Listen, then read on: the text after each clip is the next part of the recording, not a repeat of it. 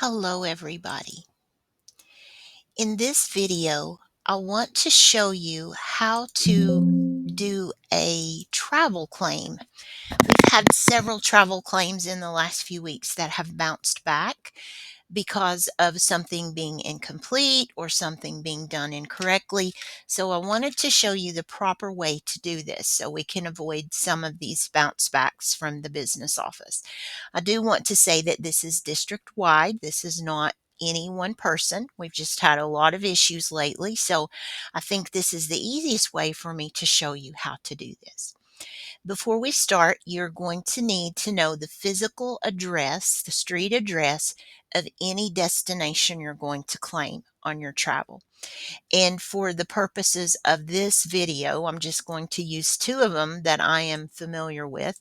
I'm going to use the Sevierville Job Center, AJC, and I'm not picking on Sevierville at all. I just happen to know that address because I worked there for a long time. It's 1216 Graduate Drive, Sevierville. And then I live in Blount County, so I'm going to use the address of the Blount AJC, or what used to be the Blount AJC. That is 366 Glasscock Street, and that is in Alcoa. So I need to know the physical street addresses of the places I'm going to claim. And the next thing you're going to need is a web browser. I'm using Google Chrome, but you can use any that you want. And you're going to need the travel form that I have attached to this email. Please make sure that you are using the one that is attached because the rates for mileage recently went up. So you want to be sure that you're using the right one. So once you have these pieces of information, we're going to start with Microsoft Word. One of the things the business office requires is that we have all of these forms, all of these pieces on one document. We can't turn in multiple documents. They want everything nice and neat in one package. So I'm going to show you how to do that. So if you open Microsoft Word, the first thing I want you to do is go up here to Layout and make this orientation landscape. I want this page to be wider than it is tall. And then while you're at that menu under Margins, let's do Narrow. So you set up a file on which to put the pieces we need. The next thing you're going to do is go to a web browser. Again, I'm using Chrome, but it doesn't matter. Going to type in mapquest.com.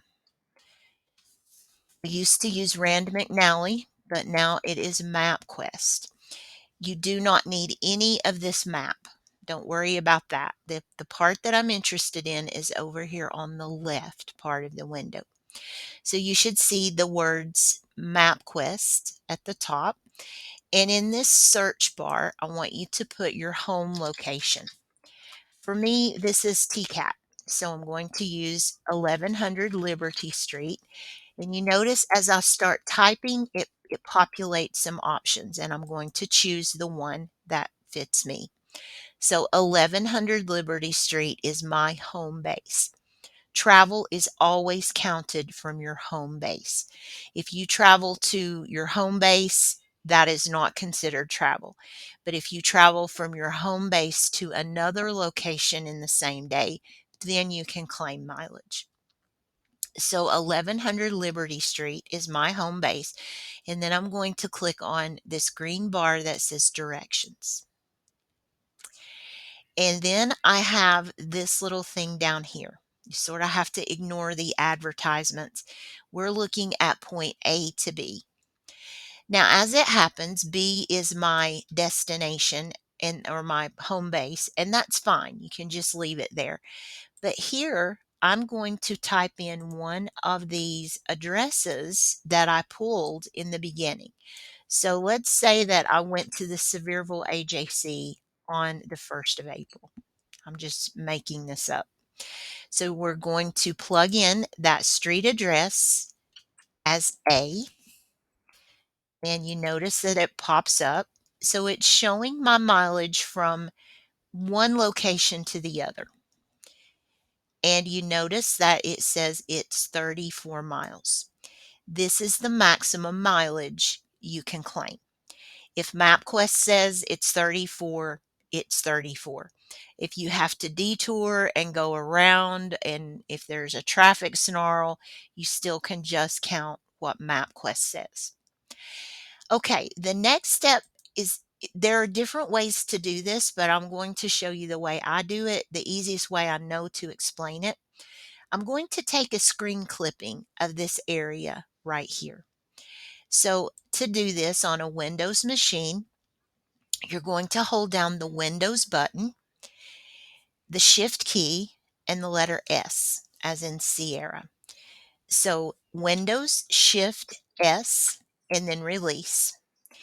And that allows you to take a screen clipping of what you want. So you notice I've gone from the word MapQuest down to that green button. And that is what we want. So once it takes the clipping, you go back to that Microsoft Word document and do Control V as in Victor.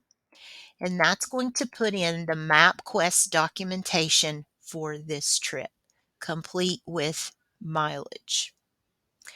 So I'm going to go to my travel form. And on this one, let me enlarge it just a little. There is some information that you have to enter. And let's start in cell E as in Echo 8, E8. You're going to type your name. In cell L, Lima 8, you're going to type your S number. Okay. Then you're going to put the date of your trip, and I'm just pretending that on April 1st, I went to Sevierville. So I left my home base, which was on Liberty Street in Knoxville. This does not need to be grammatically correct, but it needs to include the street address in the city, the time that you left, whatever time that was, put it in there, the place that you arrived. In this case, I'm using the Sevierville AJC. And again, I want the city name. Please do not just put the city name. Do not just put Knoxville or Sevierville. You need to put the whole address. And then maybe I got there at 2 o'clock because there was a traffic snarl. And MapQuest said, according to that thing that I clipped, that I'm allowed 34 miles. So on my spreadsheet, I will enter a 34. And it will automatically total the mileage for you. Then the return trip will be from 1216 Graduate Drive. If I could spell, it would be fun. That's Sevierville. And maybe I left at 3 o'clock. And I arrived back at home base at 4 o'clock. Or maybe 3:45, because on the way back, the traffic was not as bad. The time is not as critical as getting this number right in the mileage. These should match. Okay. I see some travel claims where these two numbers are different, but the trip from A to B is the same number of miles from B to A. Now, if you were going on to a different stop, you would just put that in there. But if you're doing a trip there and a trip back, your mileage needs to match. So I have on my sheet here this trip. I have on this form the documentation for that trip. So let's say that I visited Blount County. So I'm going to go back to MapQuest. My destination, final destination doesn't change. My home base doesn't change, but this part does. So 366 Glasscock Street in Alcoa. So I'm going to choose that one. You notice that my A and B change, or my A does, and the map changes. So you should see your location mapping out. And I see that this is 16 miles for this particular trip. So again, to take a screenshot, I'm going to do Windows Shift S. And I want to collect the MapQuest logo all the way down to the green box. Go back to my Word document and go ahead and paste that using Control V as in Victor. If you want space there, you can put it in. It doesn't matter. I just like to try to help them in the office to be able to read it. But I have that 16-mile number that I need. So back to my document. Maybe I made this trip on the 12th. So I left my home base. I left maybe at 9 o'clock a.m. and I went to my destination, which is no longer the AJC, by the way, but it's an address I know. And I got there maybe at 9:30. Traffic was not bad. I was able to get there, no problem. It was 16 miles according to MapQuest. And then on the return trip, I'm leaving my destination in Alcoa, maybe at noon. And I'm going back to home base. And it took me, I'm going to say, maybe I got back at 1:30. Maybe I took a lunch break and then drove. So that's fine. The time can be whatever it is. You just want to make sure that your mileage matches here in this column. It is a round trip. So this amount should also match. The spreadsheet populates the totals for you over here. It populates the amount that you're due, but we do need to add traveler's address. This is going to go in cell D Delta 28. This is your home base.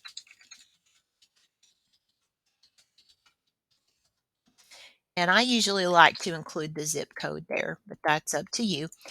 And then the purpose of your trip, I usually say local travel. If it's a conference, a meeting, you can be as specific as you want to be there. Then please don't forget to sign your form right here in cell N, Nitro 31. You need to sign this. You can print this form and sign it. You can use a digital signature if you do that. If I'm using my iPad, I just open this and sign it, but you need to sign your name here. Okay, so I have 2 trips recorded by MapQuest. I have 2 trips in chronological order on my claim sheet. You want to put all of the dates in chronological order. And this form is submitted on the last day of the month. So all of your April dates go in on April 30th. All of your May dates go in on May 31st. So you have a full month to complete this and send it to the office. Once everything is complete, again, you do need to sign this. You can use a digital signature if you want. I personally do not do that, but that is up to you. If you want to select a font that's in cursive and do a signature, I think that is fine. I prefer my own signature, but it needs to be signed. Okay, once you have this completed, there are a few ways you can do this, but remember the business office requires these to be on one document. So I'm just going to use that Windows Shift S again and take a screenshot of this picture. Okay. And then I'm going to bring that back to my Word document, do Control Victor, and it will paste it in there. Now, we would ask that you make this as large as possible. This is why I wanted you to do narrow margins here, but it needs to be big enough that you can read it. But this is what we're looking for, your MapQuest documentation and this form. The form can come first, that's fine, but all of this information needs to be in one document. You can email this document as a Word document, or I'm going to show you how to save it as a PDF if you prefer that. We just need it to be in one form. If you send it in different pieces, if there are several files, that's going to come back to you to combine. The business office, understandably, will not take it that way because it's just too complicated to sort through all of those things. So the last step, I'm going to save this to my desktop, or you can save it wherever you prefer to do that. But I'm in Microsoft Word. I'm going to go up to File, Save As, and I want it to go to my desktop. So I'm going to do More Options. I'm going to choose Desktop, and I like to name these my name. You can see where I have done this. I've started it already. Travel claim, and then the name of the month, so that when Jennifer is looking through her email, she can search for travel claim and have all of those right there together. So I'm going to save that to my desktop. Now I want to show you that that saved. Goodness, I've got a lot of windows open. Sorry about that. That's saved as a Word file, and it's perfectly fine to send that Word file to us. No problem. For those of you who may not know how to do a PDF file, let me show you how to do that. If you're looking at your Word document, you're going to go to File. In my case, it's Save a Copy or Save As. Either will work. And I'm going to come here where it says Word Document right under my file name and select PDF. I want it to go to my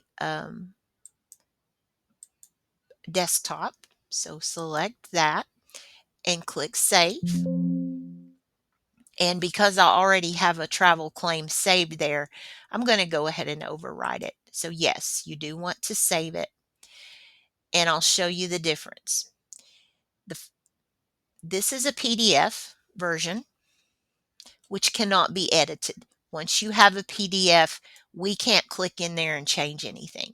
Your Word document looks exactly the same, but it can be edited, at least to delete pictures.